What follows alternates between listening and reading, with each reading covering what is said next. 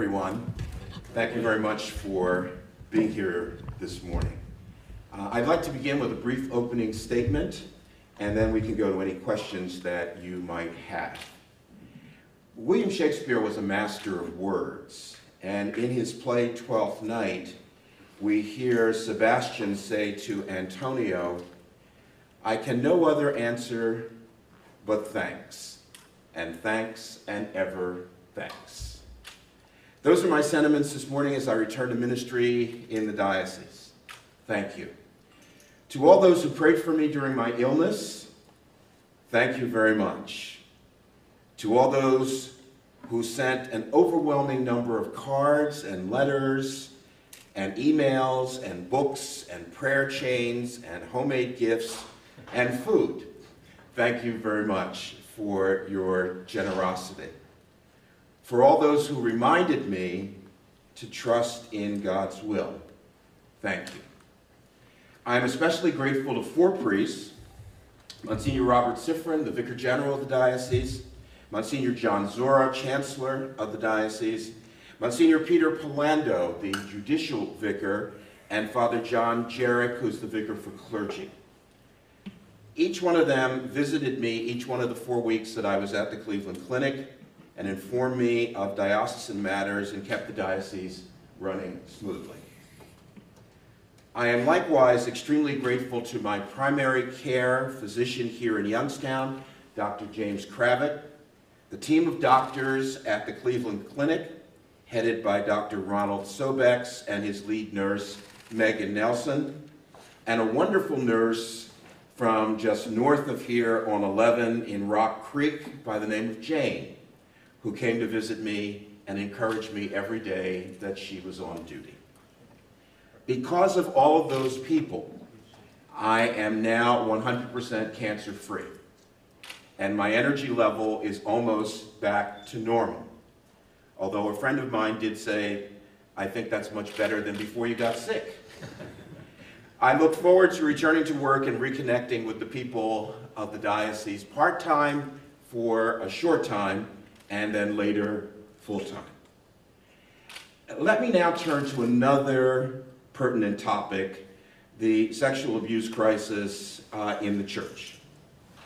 I believe that all of you have seen a copy of the letter which was read at all the masses, and there are 3 points that I would like to add to that letter.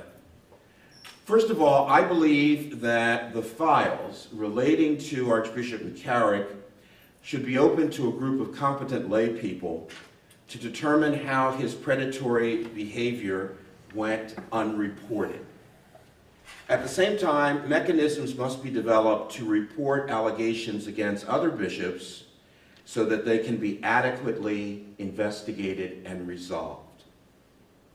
Secondly, last Wednesday, I spoke with County Prosecutor Paul Gaines and assured him that if he decided to review our files on priests who have been credibly accused of sexual abuse, he would be welcome. Now, of course, our diocese includes more than one county, and I will have to speak to the other county prosecutors, but I began that conversation with Mr. Gaines. Thirdly, when a priest has been removed from ministry during my tenure for a credible allegation of sexual abuse, all of the parishes or schools where he was stationed were notified in writing and were invited to contact us if they knew of someone who had been abused or had been abused themselves. During the next 2 months, we will bring together all of those names in one place and publish them on the diocesan website. I urge anyone who has been abused to come forward and speak with our Victim Assistance Coordinator, retired Sergeant Delphine Baldwin-Casey, who can be reached at 330-718-1388. And that call, of course, is confidential. Again, I thank you very much for your presence here this morning, and I now will be happy to take any questions that you might have. So Are you saying that books do exist like they did in PA with complaints, and you have a number of complaints? Books do exist with complaints. I don't know what you mean. Was that what you were saying? No. What I'm saying is we have files. Files, right. We have files. Anytime we have a file on every priest. There's a file on me. Okay. And if a priest behaves inappropriately, and if there's been a credible allegation, there's a record of that. And that's what happened in Pennsylvania. They went back through those records. So I wanted to be clear to Paul Gaines and the other prosecutors that if they chose it legally, it has to be their choice. If they chose to ask to see the files, they would be welcome to see them. Gotcha. And, Okay, so, but do you know? Oh, I'm sorry. Stop picking No, up. I'm Use the sorry. microphone. I'm sorry. please. So- Use the microphone. So, but are you aware of how many have had any sexual abuse complaints against them in those files? And can you come forward with how many do? Well, that's what I said we will be doing over the next 2 months, is collecting all of that information, so it's in one place. But has the church here counted them already? And are you aware of how many have in the past had complaints? I don't know of the past complaints. I want to go back as far as we can to get as much information as we can. How many years have those files been kept? I would have to look. I don't know. Okay. What has Paul Gaines said as far as whether he is interested in this or not? I would leave that to Mr. Gaines. I can't speak for him. Okay. When did you have this discussion with him? Wednesday. Wednesday, okay. And he did not say then whether he was interested or not? He spoke to me confidentially. Okay. We will be talking with him, I'm Good. sure. Okay. And, you know, in the past, there have been, you know, people outside protesting saying, we want access to those files, please open them up. And what was the church's response to them on whether those files existed or not? We always said that there were files on priests, and when there was a complaint, that's part of the file. But we can't open personnel files to just anyone. You can open them to a prosecutor, you can open them to an attorney, but somebody on the street, I mean, would you want your personnel file to go to somebody who is representing a rival news company? I would not mind. Anyone can look at my personnel. Oh, good. Okay, fine. You bring it in, I'll look. You can look. I'll give you mine, you give me That's perfectly fine. yours. I'm sure ours are fine. No. There are privacy laws that have to be respected. There are confidentiality issues that have to be respected. So in our process, a few years ago, I had a retired judge come in and go through the files to make sure that we have done things in an appropriate way and not missed anything. And he gave us a thumbs up and said that the files were in order. Beyond that, it's up to Mr. Gaines and the other prosecutors if they want to examine the files. My point is that if they do want to examine the files, we are not going to object to it. And how soon could that process begin? Of Examining those files? whenever they want. Now, we need some time to bring everything together, because as I mentioned to you, the problem that I see is that when an incident has occurred, we've informed the parish where the person has been and the schools, and then we also follow up with the person's assignments. Let's say they've been in 5 parishes. So we contact all 5 parishes. And a letter went out saying, this has happened, we have this information. If you have been abused, or if you have any information about someone who's been abused, let us know. What we haven't done is put all of those in one place, and that's what we're going to do. Okay, so also if, let's say, person A has went to a certain, you know, alleges that they were abused at a certain time and place by a certain member of the church. Mm-hmm. if they get an attorney, can that attorney look at that file? What would be the process for them, for a person who was allegedly abused? What we do is encourage the person to go to law enforcement and also to come to us. Some people don't want to go to law enforcement and come to us. Some people don't want to go to us and go to law enforcement. An attorney would have access to those files. And we have retired Sergeant Delphine Baldwin-Casey who's right over there, is our victim assistance coordinator, and she would help the person so that the person can find peace. But there would be an investigation. We have had cases where people have alleged abuse, and when it was investigated, it's been shown that it simply didn't happen. So quick question. So how will that victim, if they come to you or come to the police, how will you assure them that their case will be taken seriously, and that if they are accused of it, it wouldn't be hidden like it was in Pennsylvania? Well, because of the fact that that has been our process. We have a track record of being very open about that, and we keep the name of the victim confidential, and we assume that law enforcement is going to keep that information confidential. But that's why I want to have these ongoing checks to make sure nothing slips between the cracks. Gotcha. And I know the proposed actions that you had in the letter, how do you think that will turn out in November? I'm sorry, which action? All three of the actions that you proposed. Oh, well. How do you think that's going to play out in November? I was speaking with the General Secretary of the conference, the Bishops' Conference on Saturday, and he said lots of bishops are sending in suggestions about how to go forward with this. So what they're going to do is eliminate from the agenda anything that is that can be punted to the summer, and spend time talking about this and looking at different options and come up with something that will be realistic and concrete. As I said in my letter, words are simply not enough, and so we've got to have some concrete actions. So I will advocate for the things I said in my letter and these 3 points at the November meeting. Gotcha. And also, what do you have to say to people who have left the church because of all this going on? I'm very sorry they've left, and I wish they would return, because I believe that hearing the Word of God and the Scriptures and receiving the Holy Eucharist is essential for our journey of faith. But I understand where they're coming from. I understand the frustration and the anger, and some of those people have written to me, some of them have called, and I have tried to respond to them as best I can. Gotcha. And also, how will you ensure people around here that this won't happen in our community?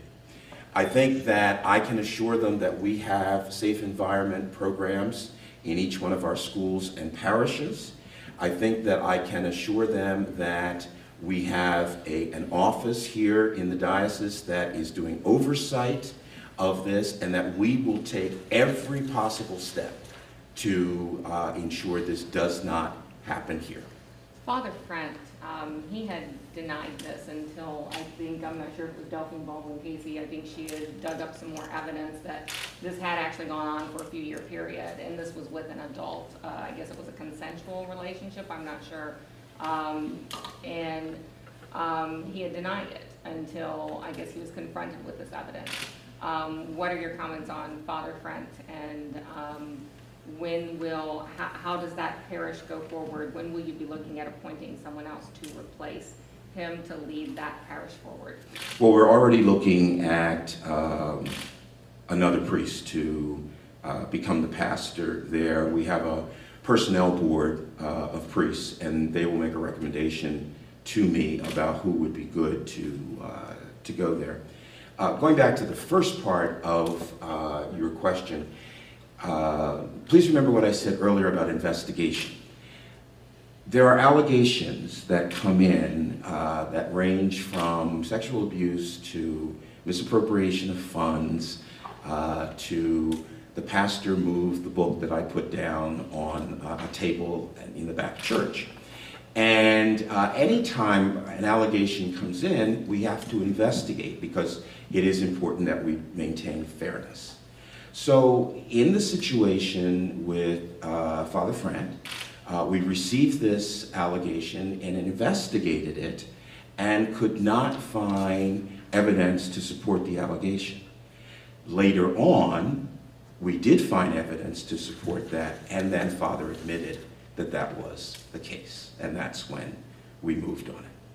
So was it the church that found evidence, or was it an investigator that found evidence, or was it the lady that came forward and found evidence and then he admitted, or what was the process? We use a private investigation firm of former FBI agents for most of these cases. And in each one of the situations, you know, the good thing about them, because they've been in the FBI, is they know how to ask the right questions and get the answers.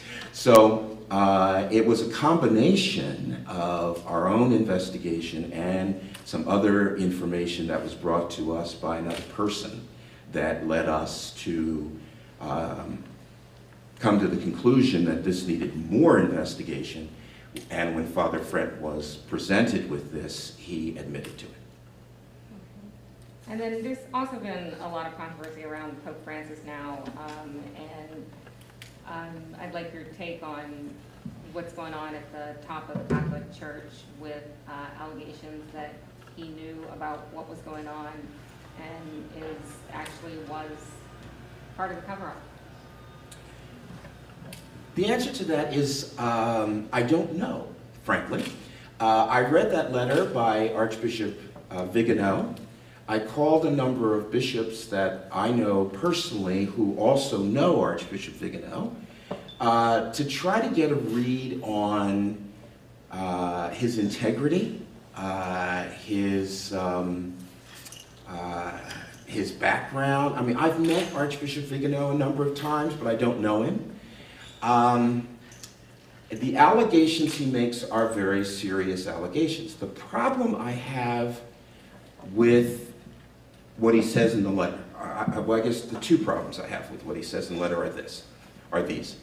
First of all, some of it comes across as settling scores, and he's very critical of a number of people in the Vatican bureaucracy, and some people who have not been as supportive of him and his ministry. So some of it comes across that way when you read it. The other problem I have is that nothing he says is substantiated. And that leaves me in a quandary. If you're going to make these allegations, I think you've got to have something behind it. You've got to be able to say, you can't just say, I was at a meeting and the two of us talked and I said this. No one else heard that. And so he's making such serious allegations and calling upon the Pope to resign without any background or substantiation. Now, I think that the response of the Holy Father on the plane coming back from Ireland was inadequate. I think he has to say more about this, and I know that the President of the U.S. Conference of Catholic Bishops, Cardinal Daniel DiNardo, and Cardinal Sean O'Malley from Boston have asked for an audience with the Pope to talk about the McCarrick issue and this issue.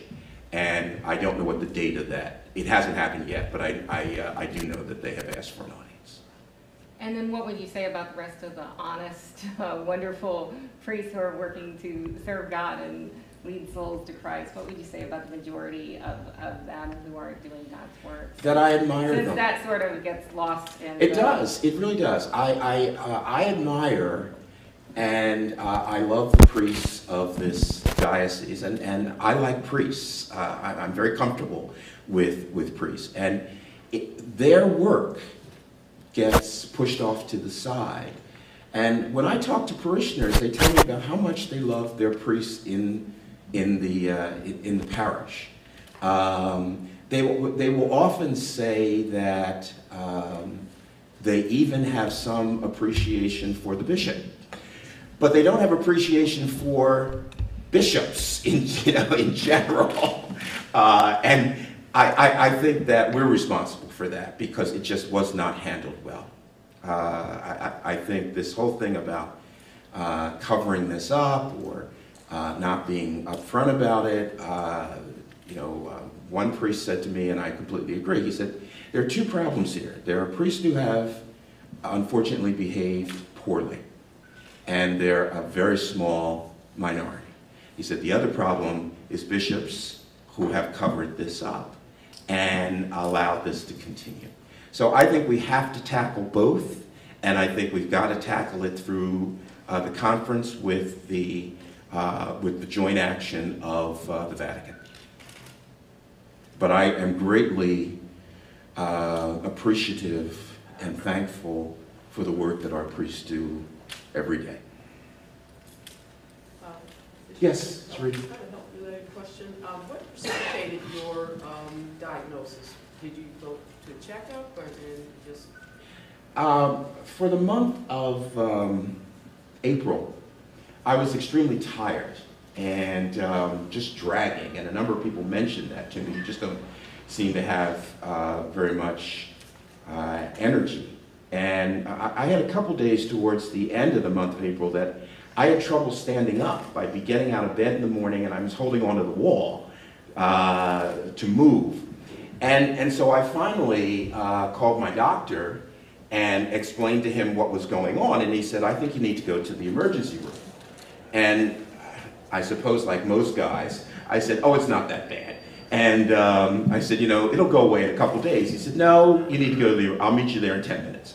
So I went to the emergency room, and they did a series of tests, and one of the tests they did was a bone marrow biopsy, where they discovered that my hemoglobin levels were extremely low. And they sent the biopsy off to a place in Connecticut, and that was on a Thursday. And on Sunday morning, they got the results back that it was leukemia. And Dr. Kravik and the other doctors said to me, you need to go to the Cleveland Clinic immediately. We've already called the ambulance. How do you think it's impacted your faith?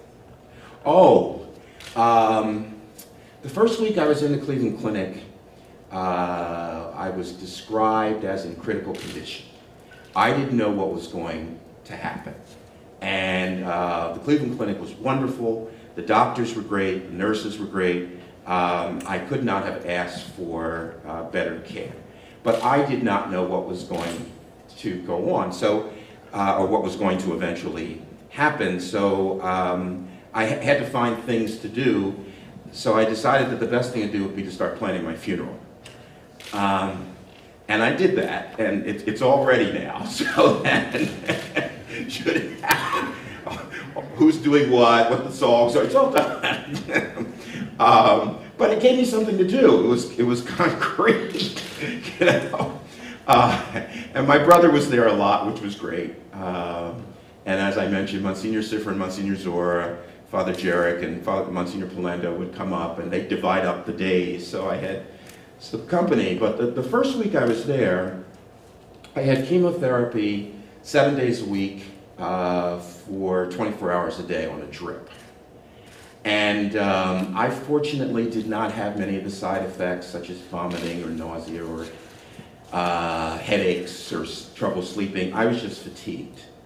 And then the second week I was off chemo completely, and the third week, beginning of the third week, they did another bone marrow biopsy, and they told me that it had to come back at 5% or less, otherwise I had to go through the chemo regimen again. And there were all these people praying for me, and I felt the prayers, and it came back at 0. So it was worth it. Bishop Murry, what have you learned about yourself personally during this whole health situation that you feel that would help someone else that you would share with them who might be going through the same situations? The first thing is a deeper trust in the Lord's will, that when I started down this road at the beginning of May, there was nothing I could do. I mean, there was nothing. I couldn't rearrange things. I couldn't say if I get up and walk around the hospital 15 times, this is going to go away. I simply had to rely upon God's love for me and for all people and the prayers that were out there. So that may be an experience of more patience, but it certainly was an experience of deepening faith. I spent much more time praying and spent much more time listening to people who were saying, you just have to trust in God in this. The other thing I learned was an administrative lesson. I learned that I didn't have to be in the office as much as I thought I did. That I could be out more, because the office is run very well by the four who were doing it, and it gives me more time to visit around the diocese and attend different diocesan functions. And I think the third thing that I learned, there was the spiritual, there was the administrative, and then I think on the personal level, I was just surprised by how many people wrote or called or sent emails. It was amazing. And when I got back, my secretary said, it's going to take you weeks to go through all these boxes. But it really was overwhelming. I got one card from a young lady, a 10-year-old, and she sent me a picture of herself and her cat. That was on one side of the card. On the other side of the card was a $5 bill. And at the bottom she wrote, this is to help you with your medical expenses. It was so kind, it really was. And then I got one of the most moving letters I have ever gotten in my life was from an 18-year-old.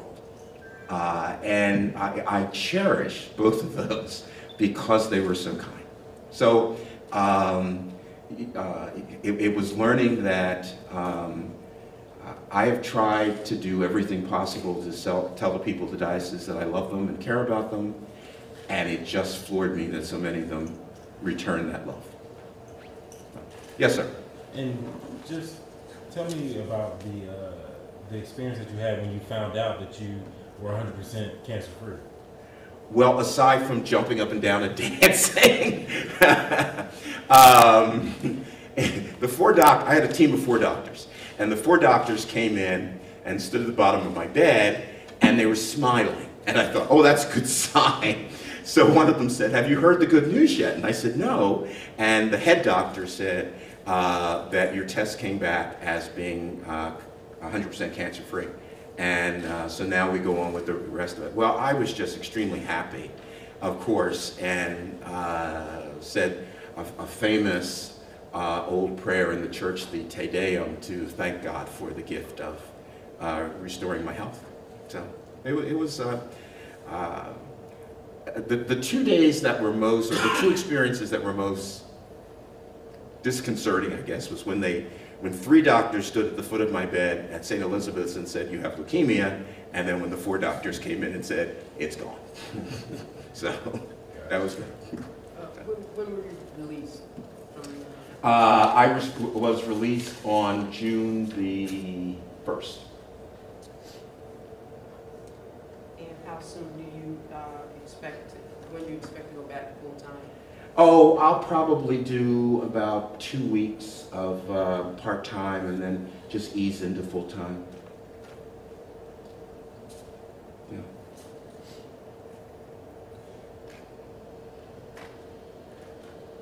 Welcome back, and thank you. Thank you very much. Thank you all for being here today.